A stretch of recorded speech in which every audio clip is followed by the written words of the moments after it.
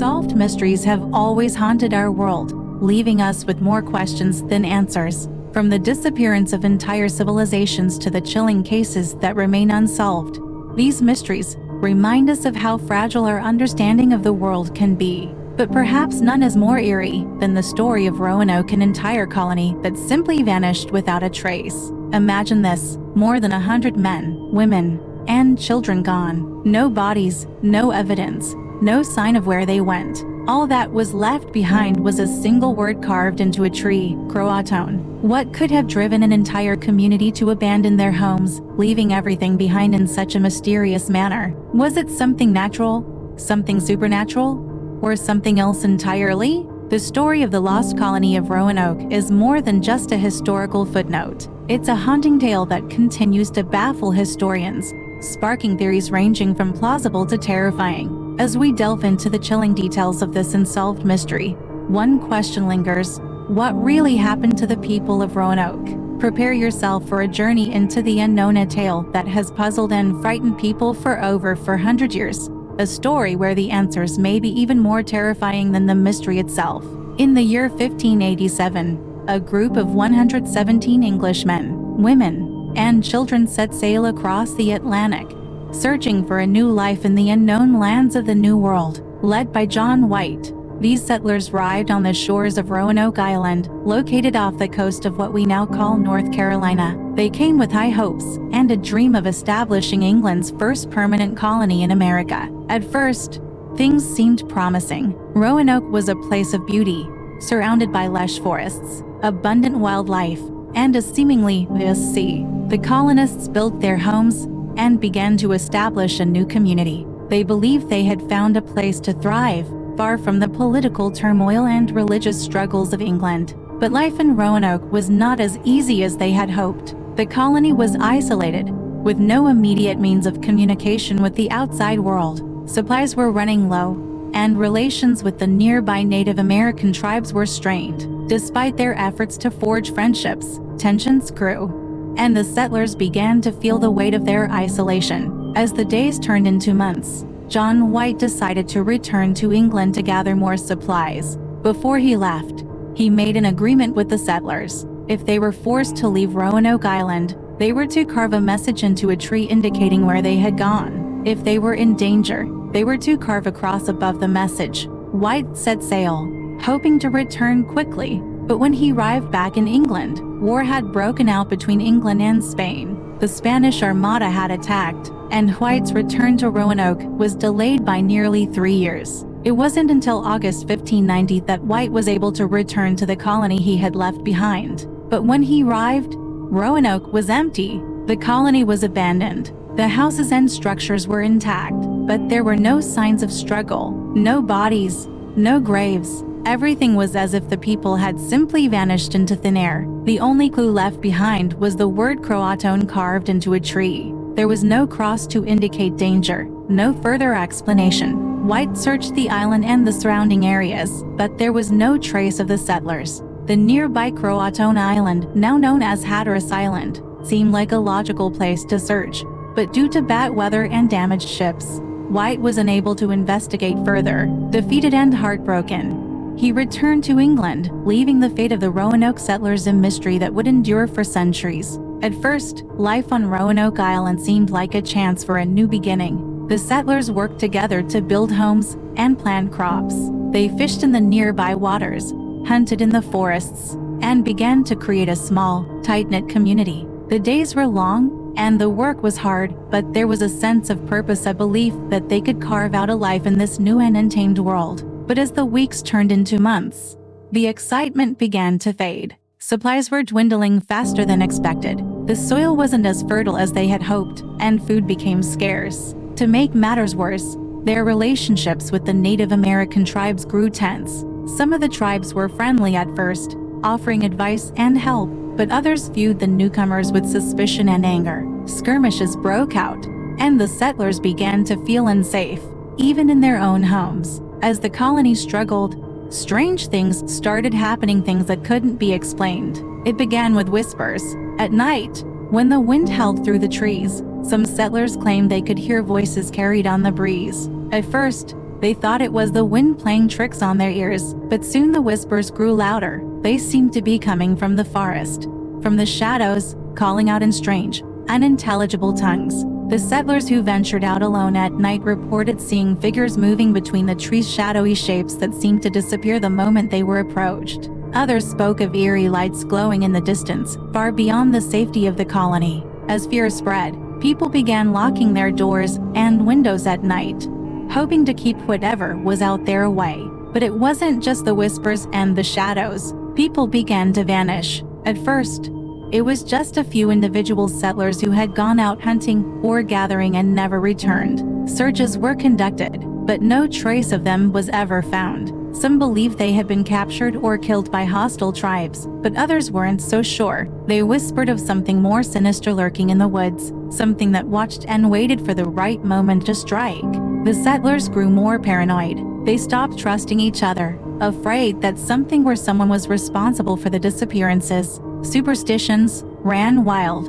Some claimed the island was cursed, while others believed the land itself was haunted by vengeful spirits. The atmosphere of hope that had once filled Roanoke had now turned to one of fear and suspicion. John White's departure only made things worse. With their leader gone, the settlers felt abandoned and isolated. They tried to hold on to their sanity, but the strange occurrences kept happening. Crops failed without reason. Animals grew restless and aggressive, and the air itself seemed thick with an unspoken dread. Some settlers began to believe that they had angered something ancient, something that had always lived on the island. There were stories among the Native Americans of a spirit that roamed the forests, an entity older than time itself, known as the Wendigo. It was said to feast on the souls of the lost, luring them into the shadows where they would disappear forever. The settlers dismissed these tales at first, calling them mere folklore. But as more people vanished, the whispers of the Wendigo grew louder. The once peaceful nights on Roanoke became nightmares.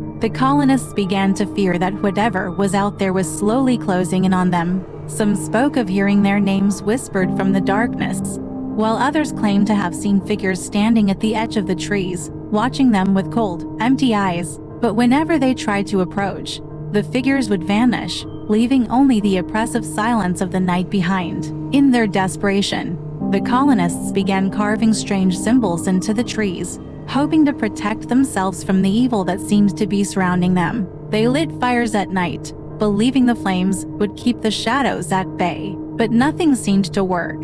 The more they fought against the darkness, the stronger it became. As the terror grew, the settlers began discussing leaving Roanoke Island. They debated whether to travel to CROATOAN Island, hoping to find refuge there with the friendly tribes. But fear had taken hold of them. Many were too afraid to leave their homes, worried that whatever was out there would follow them or worse, attack them as soon as they left the safety of the colony. Weeks passed, and more settlers vanished without a trace. Whispers turned into screams in the night. The colony was falling apart, its people trapped between their fear of the unknown and the growing certainty that they were not alone on the island. The sense of hopelessness deepened as they realized that John White would not be returning anytime soon, and they would have to face this unknown horror by themselves. The mysterious disappearance of the settlers, their unexplained deaths, and the relentless terror surrounding them had now taken over. The once hopeful and thriving community had descended into chaos and despair, as something ancient and evil stalked them from the shadows. The settlers of Roanoke tried to hold on to their hope, but it became harder with each passing day. The eerie occurrences continued, and the disappearances grew more frequent. By now, the colonists were convinced that something dark and unnatural was stalking them, picking them off one by one. They began to live in constant fear, too afraid to venture far from their homes, even during the daylight hours. It was during this time that strange symbols started appearing on the trees surrounding the colony. These symbols were unlike anything the settlers had ever seen before, twisted and natural shapes that seemed to shift and move in the corner of their vision. At first, they thought the Native Americans had carved them as a warning, but when they asked the nearby tribes, no one knew what the symbols meant. The locals seemed just as frightened of them as the settlers were. The colonists started to wonder if the island itself was trying to communicate with them, or if something far more sinister was marking their territory.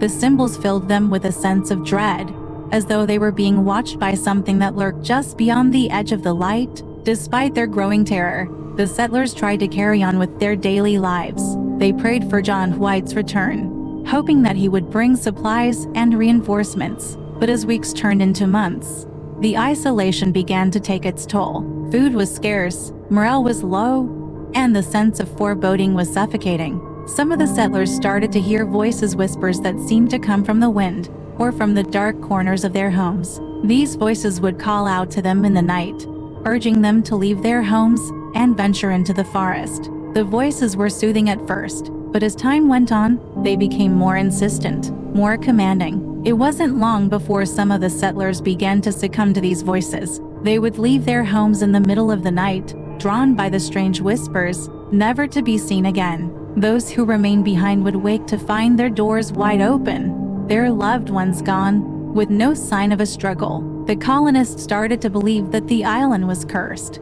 that it was alive and feeding on their fear. They spoke in hushed tones about an ancient presence, something older than the trees and the mountains, something that had been there long before they arrived. The local tribes had warned them about the spirit of the Wendigo, but now they began to fear that this entity was not just a legend, but a reality, a dark force that was slowly consuming them. The Wendigo, as the legends went, was a creature born of the darkest human desires. It was said to stalk the forests, hungry for the souls of the weak and the lost. The settlers who had heard the stories began to fear that they had angered this spirit, that their very presence on the island had disturbed something ancient and powerful. One night, a group of settlers gathered to discuss their options. The fear in the colony had reached a boiling point, and they knew they couldn't stay on Roanoke much longer. They debated whether to move to CROATOAN Island, hoping that the local tribes would help them find safety. But others were too terrified to leave the colony, convinced that the Wendigo would follow them wherever they went.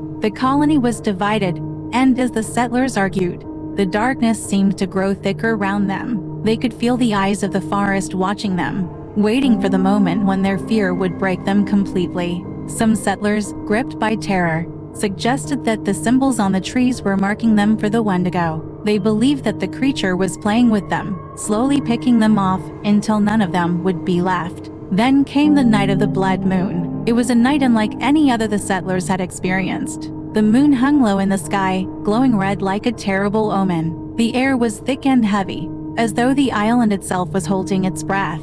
The settlers gathered in their homes, too afraid to sleep, clutching whatever weapons they could find. The whispers returned that night, louder and more insistent than ever before. But this time, they weren't just coming from the woods. The voices seemed to come from within the settlers' own minds, filling their heads with strange thoughts and twisted desires. Some settlers tried to cover their ears, but the voices grew louder, more overwhelming, until they couldn't take it any longer. That night, more than half the colony disappeared. Those who survived could only speak of the terror they felt as their friends and neighbors began to act strangely. Some settlers stood silently in the middle of their homes, staring blankly at nothing, as though they were in a trance. Others began to mumble to themselves, their eyes wide with fear. Then, without warning, they would walk out of their homes and into the forest, never to return. The survivors were left in a state of shock.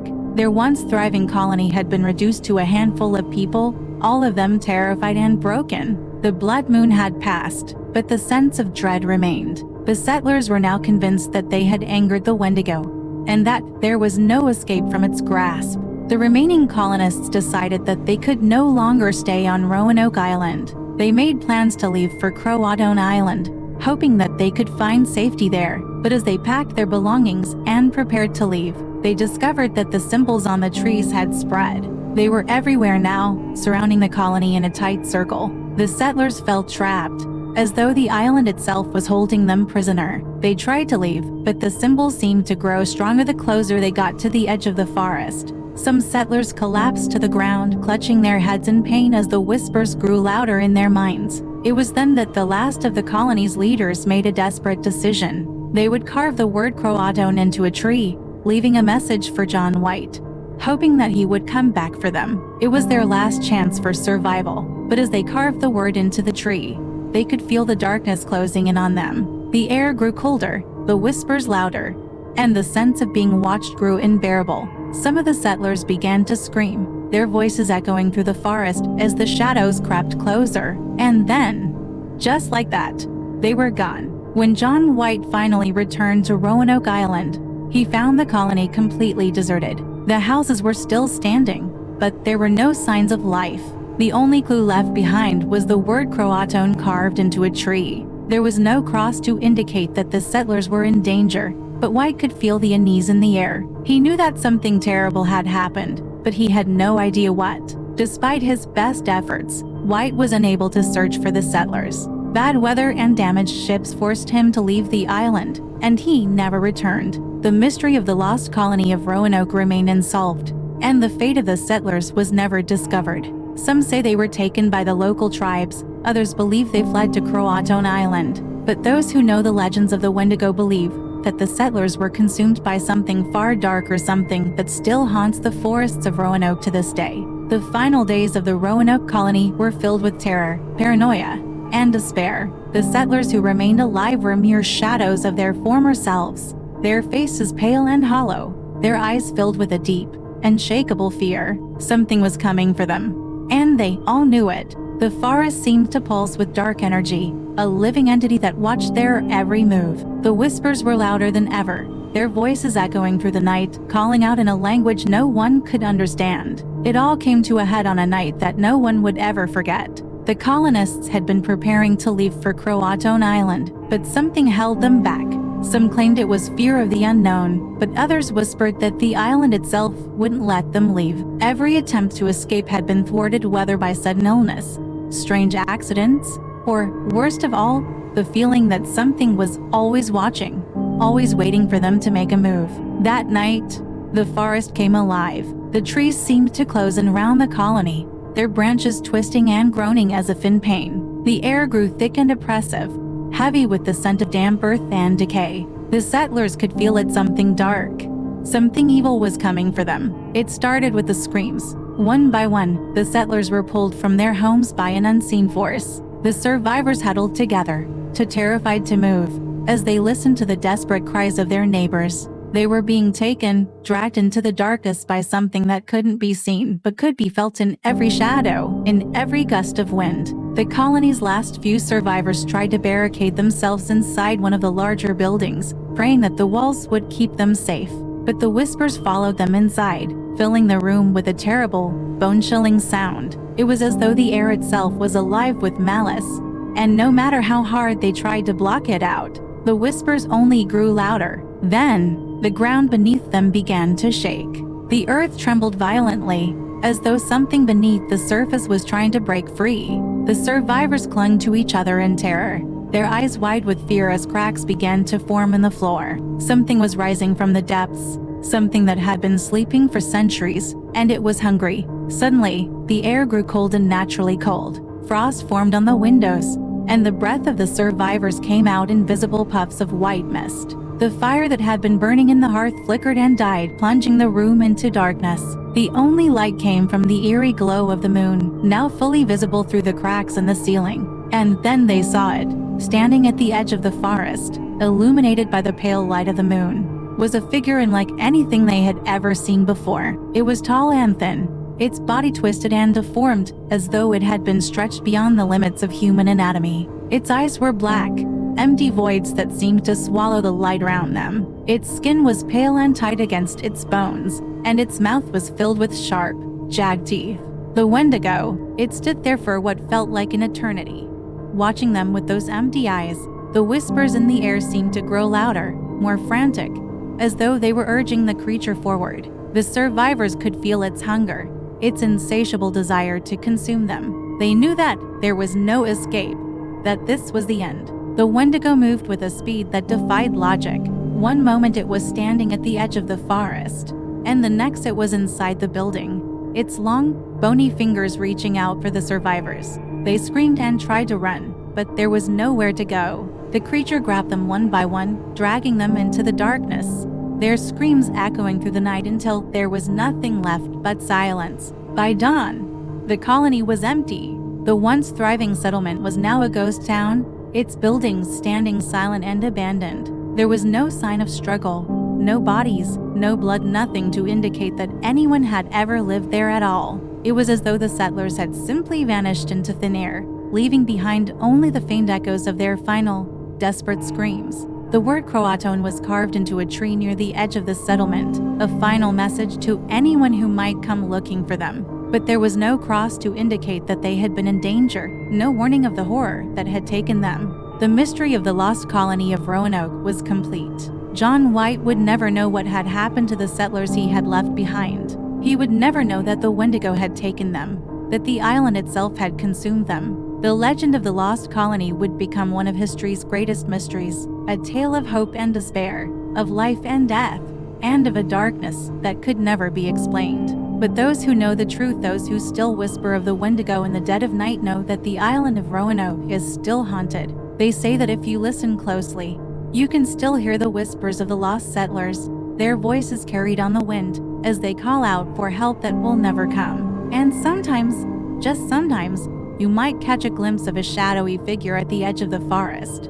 its black eyes watching, waiting for its next victim. The disappearance of the Roanoke colony remains one of the most puzzling mysteries in history. Over the years, countless theories have emerged, each attempting to explain what happened to the 117 settlers who vanished without a trace. Some historians believe that the colonists may have integrated with local Native American tribes, while others suggest that they succumbed to disease, starvation, or conflict with hostile groups. Yet, no definitive evidence has ever been found to solve the enigma. But those who lived on Roanoke Island, those who felt the presence of the Wendigo, those who heard the whispers in the wind, they knew a different story. They knew that something dark and ancient stalked the land, something that fed on fear and desperation. And for those who disappeared, there would be no graves, no memorials, no final resting place. They were simply swallowed by the island, lost to history, and consumed by the shadows. John White, the colony's leader, returned to England broken and defeated, never knowing what had become of his daughter,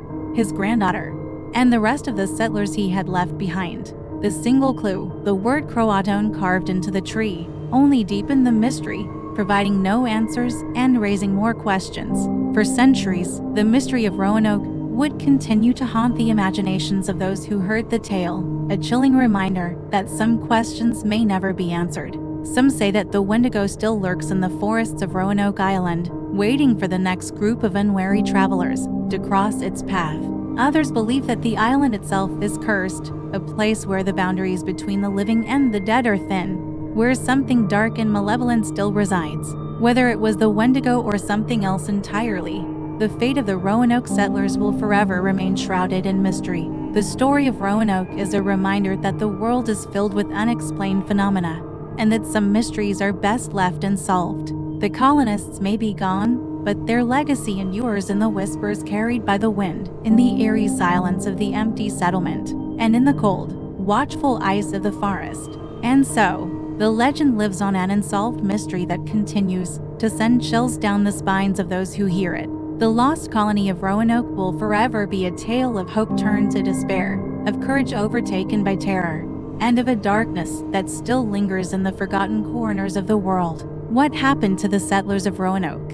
We may never know, but one thing is certain: their story will never be forgotten. If the story of the lost colony of Roanoke sent chills down your spine, we want to hear from you. What do you think really happened to the settlers? Was it a dark force like the Wendigo?